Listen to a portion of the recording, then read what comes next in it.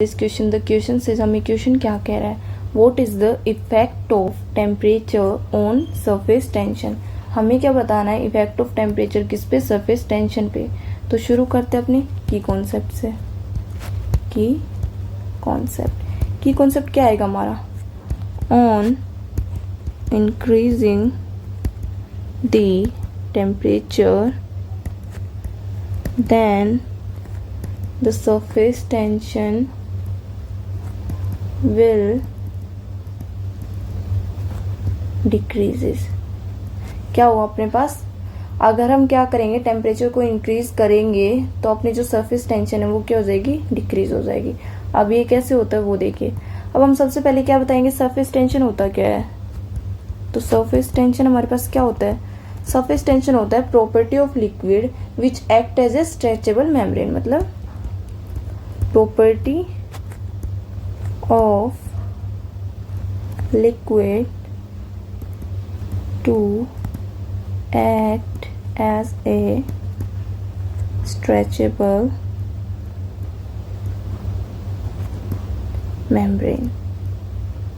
ठीक है, क्या होता है अपने पास, ये प्रॉपर्टी होती है किसकी, लिक्विड की, किसके, जो कि एक्ट क्या करती है, स्ट्रेचेबल मेम्ब्रेन की तरह। अभी देखिए हमने ले लिया कोई भी, ये देखिए हमने ले लिया, तो अब इसमें क्या होगा, इसमें हमारे पास लिक्विड है, ठीक है, हमारे पास ये लिक्विड है इसके अंदर।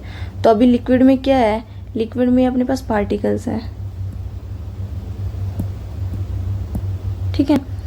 तो ये जो पार्टिकल्स है, अब इसमें क्या है, इसमें क्या लग रहा है, इसमें चारों तरफ से सिमेट्रिकल फोर्स ऑफ अट्रैक्शन लग रहा है अपने पास, ठीक है। जो बचे हुए पार्टिकल्स वो क्या लग रहा है, सिमेट्रिकल फोर्स ऑफ अट्रैक्शन एक दूसरे पे, है ना। यहाँ पे तो क्या लगेगा, सिमेट्रिकल फोर्स ऑफ अट्रैक्शन लग रहा है आपस में एक दूसरे से। और जो यहाँ पे पार्टिकल्स प्रेजेंट है उनमें क्या लग रहा है, asymmetrical force of attraction. Asymmetrical force of attraction मतलब जो ये नीचे नीचे वाले हैं गैसेस मॉलिक्यूल, जो ये नीचे नीचे में लिक्विड वाले हैं, ये क्या कर रहे हैं अपने पास, इस पे फोर्स लगा रहे हैं, क्या, एसिमेट्रिकल फोर्स। तो यहाँ पे क्या बनाएगा ये, यहाँ पे एक बना लेगा ये, हमारे पास यहाँ पे बनेगी फिर एक इलास्टिक स्ट्रेचेबल मेम्ब्रेन। हमारे पास क्या बन जाएगी फिर यहाँ पे, एक इलास्टिक स्ट्रेचेबल मेम्ब्रेन बन जाएगी, ठीक है। और बाहर क्या है अपने पास, गैस है, और अंदर क्या थी, लिक्विड था।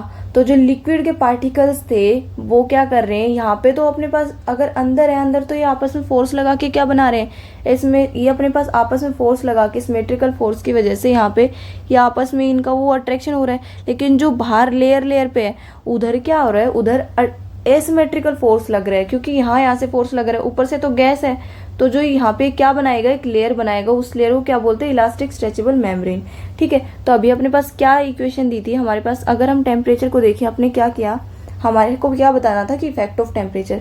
देखिए अगर हमने टेम्परेचर को किया इंक्रीज, टेम्परेचर इंक्रीज किया, तो जो इनके बीच में जो इंटरमोलिकुलर फोर्स है वो क्या हो जाएगा, कम हो जाएगा। क्यों होगा, क्योंकि रैपिडली मूव करने लगेंगे, रैपिडली मूव करेंगे तो इनका जो फोर्स ऑफ अट्रैक्शन है वो टूटने लगेगा। तो intermolecular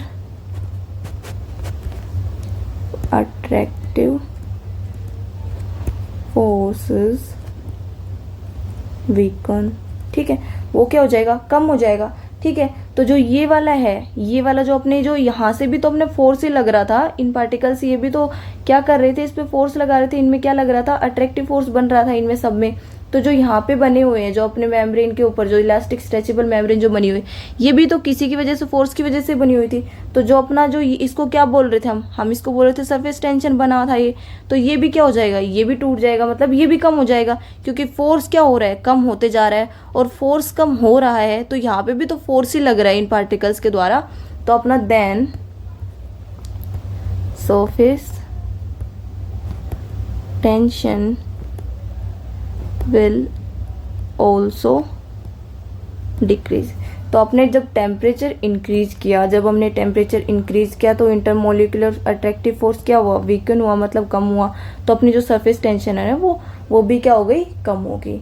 I hope you understood it well बच्चों, बेस्ट ऑफ लक।